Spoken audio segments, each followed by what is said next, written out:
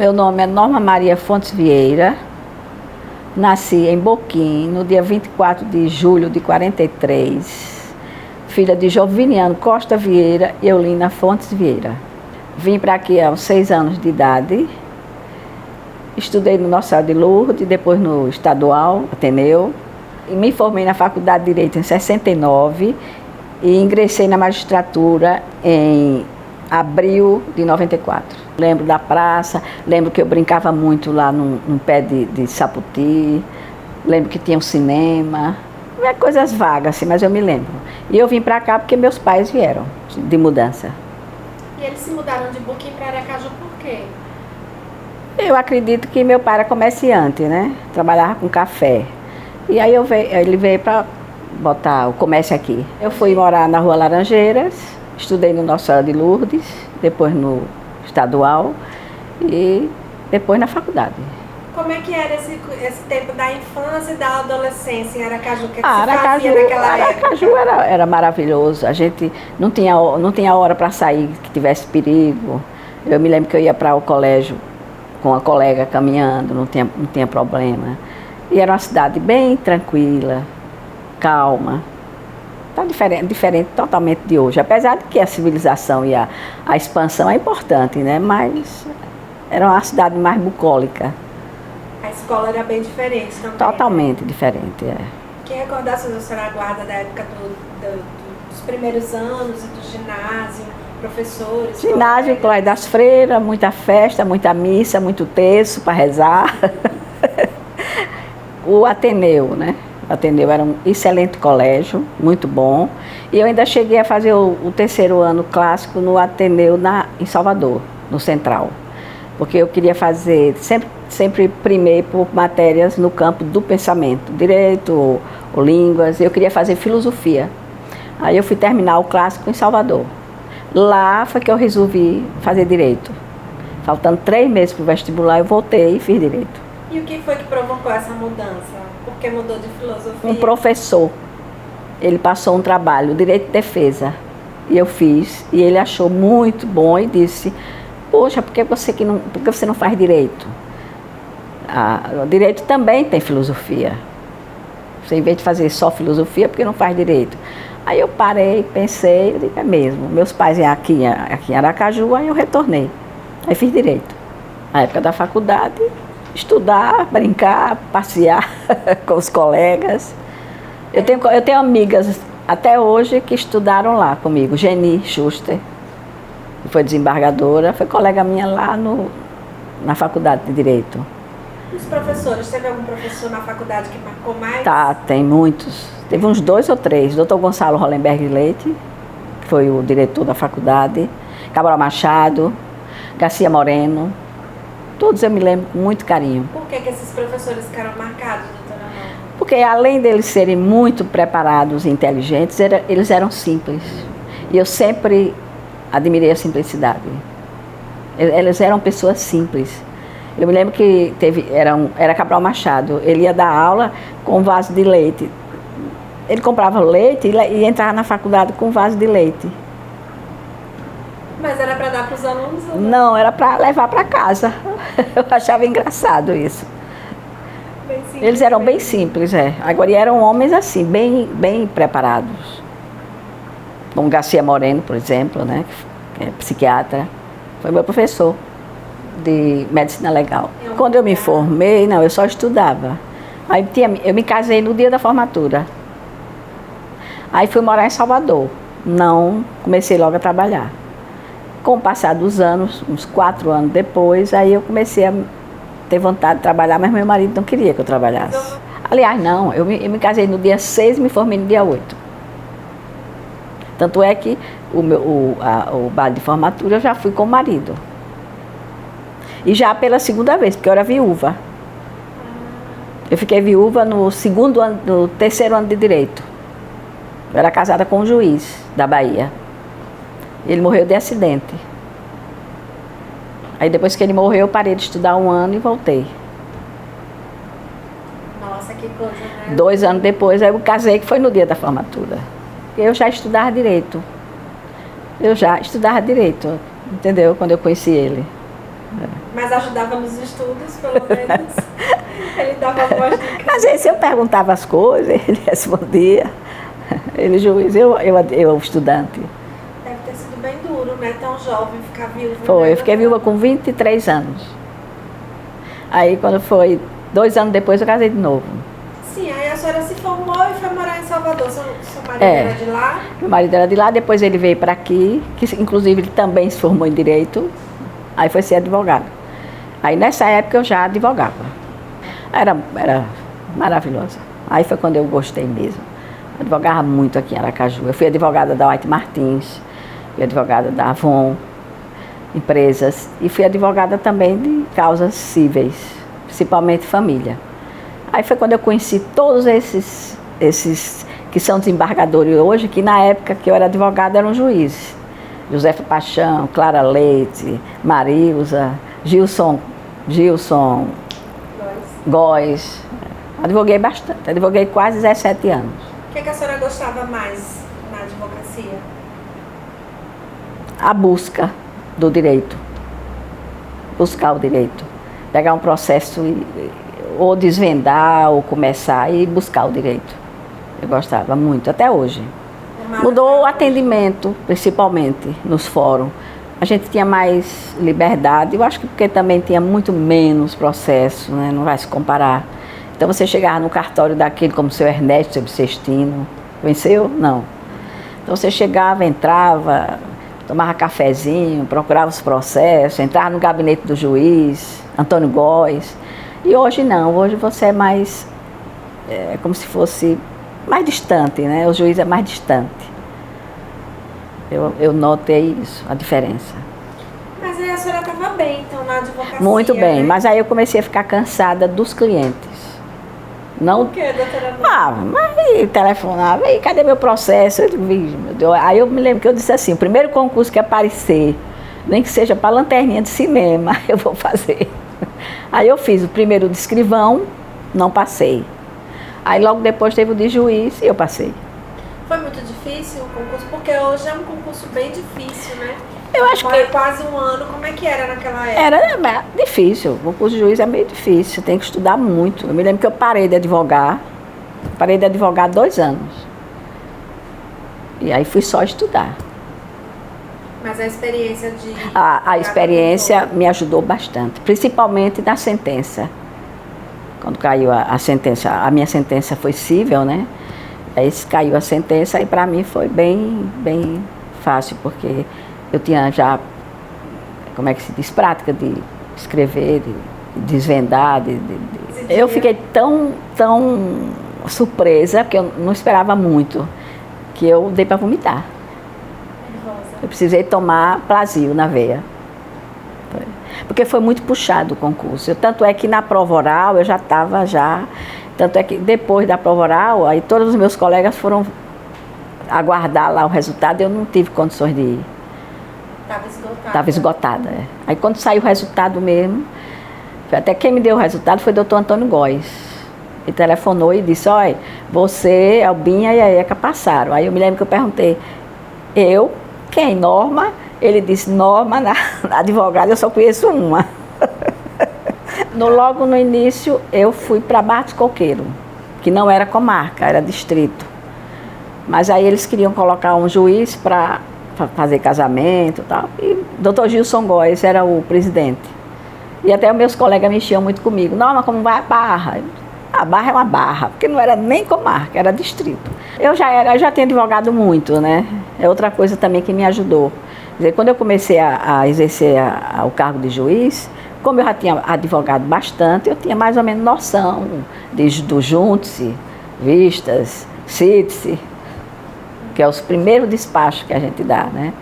E também fazia muito casamento na Barra do Coqueiro. Adorava, é o que eu mais gostava. Por quê, doutora Norma? Eu achava bonito. E por coincidência, o meu primeiro ato como juiz foi um casamento. E a última coisa que eu fiz como juíza foi casar. E a primeira. Depois da Barra eu fui para aquela comarca, Poço Redondo. Mais distante, né? Bem mais distante, Poço Redondo. Aí eu passei lá 2 anos. Depois eu fui para Porto da Folha. Sempre trabalhei em comarcas do sertão. Poço Redondo, depois Porto da Folha, depois Frei Paulo. Frei Paulo eu passei 11 anos. Eu fazia assim, eu sempre ia na terça e voltava na sexta. E ficava onde? Ficava no fórum. Todos os fóruns que eu trabalhei tinha, como é que a gente diz? Acomodação. Do juiz, todos eles. Tanto em Poço Redondo, como em Porto da Folha, como em Frei Paulo, como em Glória. Juiz interior, eu acho que ele é mais procurado fisicamente, assim, para dar orientação. As pessoas vão para saber dos processos. Hoje eu acho que está mais diferente, né? Tudo muda. Mas eu acho que o juiz no interior é mais um psicólogo. A senhora gostava de receber o pessoal? Gostava. Gostava de fazer audiência, gostava de tudo. Aí depois lá do Sertão a senhora foi para Frei Paulo? Frei Paulo, eu passei 11 anos, Frei Paulo. Muito tempo. Foi, né? 11 anos. Gostava demais. Até hoje eu tenho amigos de Frei Paulo, vêm me visitar. Faltando 2 anos e meio, aí Glória foi elevada à entrância segunda, aí eu fui. E me aposentei em Glória. Porque Frei Paulo era a primeira entrância e Glória foi elevada à segunda. Aí tem duas varas, 2 juízes, aí eu fui. Então a senhora nunca chegou à capital? Não, nunca quis. Até doutor Antônio Góes perguntava, Norma, você não vai querer Aracaju? Eu dizia, não, fiz promessa. Eu gostava do interior. Por que, doutora? Eu não sei, eu acho que o interior é mais tranquilo. Eu acho que o juiz na capital é um trabalho mais só burocrático, processo. O juiz do interior, ele é mais, além dos processos, ele atende, fica mais perto dos jurisdicionados. E depois a gente faz amizade com o pessoal. Eu tinha até uma horta. No fórum de Frei Paulo. Eu tinha uma horta linda. Um dia desse a gente fez matéria. Tanto alface, chuchu. Tinha muito espaço e tinha um senhor lá que trabalhava muito bem com jardinagem, com a terra. E aí ele se ofereceu e vamos fazer. Aí fizemos uma horta linda. Tinha o que lá? Plantava? Chuchu, alface, tomate. Era linda a horta. E a produção ia para onde? Eu distribuía e usava no fórum. Cada couve linda. Eu acho que é isso. Eu acho que o juiz interior, ele é quase como se fosse sua casa. E aqui não, aqui é o fórum, você vai, entendeu? Eu sempre me dei muito bem com o interior. Foi mais difícil? Na área criminal eu tive processos pesados. Inclusive, lembro, eu me lembro de um processo que, por causa de um empréstimo, a mulher matou a outra estava grávida, ela matou, cavou o buraco, foi enterrar, ela mesmo contando. E quando viu, o buraco era pequeno, aí ela cortou as pernas da vítima para poder enterrar. Eu me lembro que na hora dessa audiência, quando ela começou a contar, eu me senti mal. Eu tive processos bem pesados. Teve um crime também lá em Frei Paulo de um marido que... Aliás, ele não era nem marido, ele era amante. Quando ela disse que ia terminar, ele deu 2 tiros. E escapuliu. Tive processos bem marcantes. E teve outro que acabei de fazer audiência, uma separação. Acabei de fazer audiência, e ele bem sério na cabeceira da mesa, o marido, né? Aí eu disse, é melhor vocês realmente se separarem, cada um segue sua vida. Aí ele respondeu, a minha vida eu dou jeito já. Mas eu não. Uma hora depois ele matou e se matou. Nossa. Uma hora depois da audiência. E como é que fica a juíza numa notícia dessa, doutora Norma? Fica pasma, né? Fica achando que nem é verdade uma coisa dessa. Uma hora depois da audiência, o homem mata a mulher e se mata. Pense. E aí depois eu soube que quando terminou a audiência que ele passou para ir para casa, passou pelo policial, aí ele disse ao policial, eu dou já um jeito nisso. Só que ninguém ia adivinhar que o jeito era matar e se matar. Então eu tive processos bem marcantes. Por mim, veja bem, a vida às vezes segue, a vida que até hoje eu estava conversando com meu filho, a gente pensa que faz as escolhas, não, a vida é que faz. Você depois é que você vê que realmente o caminho era aquele.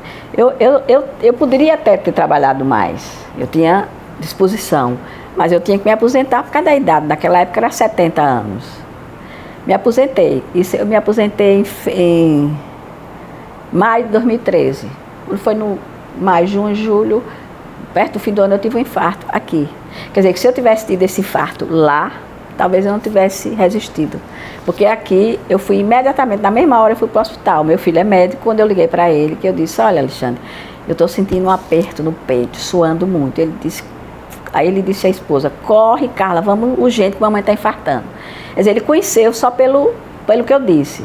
Se eu tivesse em Glória, e foi num dia de quarta-feira, quer dizer, tudo isso eu penso. Quer dizer, às vezes a vida, né, arruma sem você saber que ela está arrumando. Mas eu poderia ter trabalhado mais, eu tenho disposição, até hoje eu tenho. Inclusive eu soube que teve uma despedida para a senhora na MASE. Teve na MASE, teve, com vinho, com direito a vinho, com direito a fotos, a tudo. Na época o presidente era Gustavo Pleche. Aí meus colegas foram, teve. E depois da despedida, até me perguntam, Norma, você sentiu muito ter se aposentado? Para falar a verdade, eu não senti muito não, eu senti falta dos amigos e do tipo do trabalho, mas eu não senti falta do trabalho.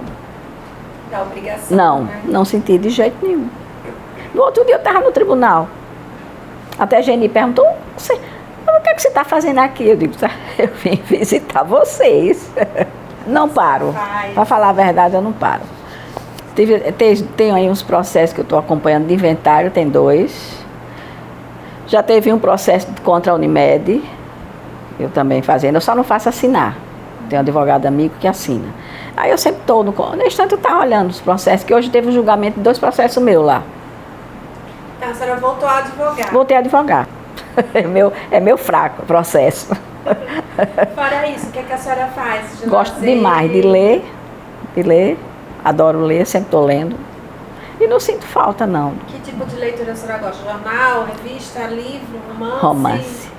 Romance bom. Tenho vários. Pássaros Feridos, O Amante Japonês, tem vários. Tem vários livros bons. Tem algum autor preferido? Agora mesmo eu terminei de ler uma coleção, um romance que em 3 volumes, cada um com 900 páginas. Daquele Ken Follett. Primeira Guerra Mundial, Segunda Guerra Mundial e a Guerra Fria. Muito bom, extraordinário. Aí a pessoa que lê 3 romances, cada um com 900 páginas, tem que gostar de ler, né? Eu adoro ler. Escrevi um livro. Agora você me pergunta como. Eu não disse, eu vou escrever um livro, não. Eu gosto de fazer poesias. Desde criança que eu gosto. Eu me lembro que quando eu estava no Colégio das Freiras, eu adorava aquele poeta Casimiro de Abreu, meus 8 anos. E eu sempre gostei muito de poesia e fazia. E a MASE, quando tinha Dia das Mães, Norma, faça um verso, eu fazia.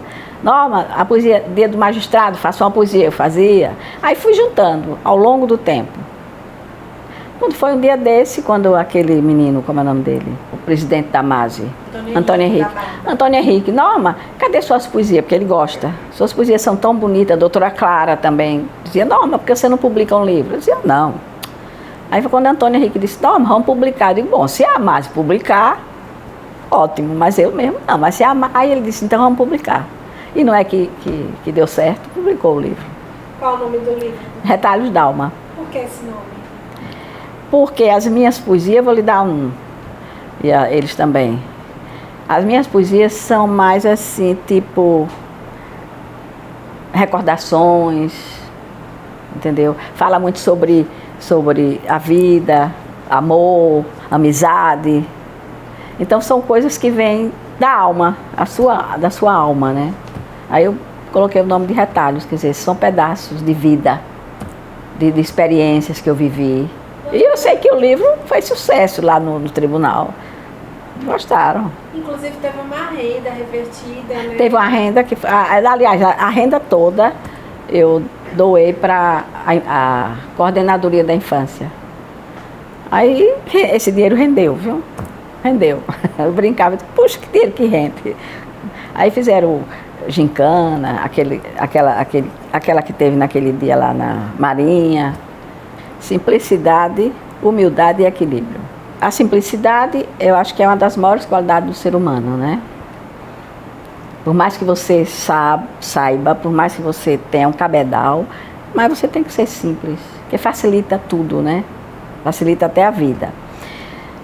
Equilíbrio, porque o magistrado tem que ser equilibrado. Se for uma pessoa que perca o equilíbrio, aí realmente o magistrado tem que olhar o fato dos dois lados, mas sem demonstrar, digamos, preferência de um ou de outro. Tem que ter equilíbrio, tem que ter postura, né? Humildade, simplicidade e equilíbrio. O juiz é mais um psicólogo, eu acho. Ele tem que ser mais trabalhar com psicologia e com respeito também, né? Mas você não acha que os cursos de direito preparam os alunos para que os futuros juízes sejam assim? Eu acho que está faltando.